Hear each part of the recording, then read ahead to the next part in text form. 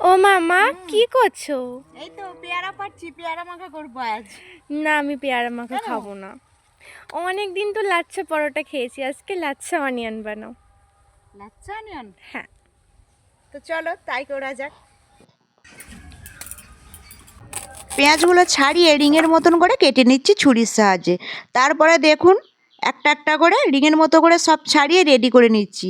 তারপর পেঁয়াজগুলো ভালো করে ধুয়ে নিচ্ছি, দিয়ে দিচ্ছি গোলমরিচ গুঁড়ো, লঙ্কার গুঁড়ো, চাট মশলা, জিরে ধনের গুঁড়ো, স্বাদ মতো নুন আর অল্প একটু লেবুর রস দিয়েছিলাম। তো ভিডিওটা ওখানে স্কিপ হয়ে গিয়েছিলো। তো বন্ধুরা এইভাবে সব কিছু একবারে ভালো করে মাখিয়ে নিচ্ছি। তো দেখুন বন্ধুরা, দেখতে যতটা সুন্দর লাগছে খেতেও কিন্তু খুবই দুর্দান্ত লেগেছিলো। আপনারা চাইলে কিন্তু এভাবে স্যালাড বানিয়েও যে কোনো সাথেই খেতে পারেন।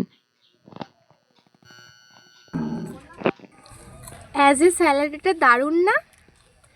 দারুণ।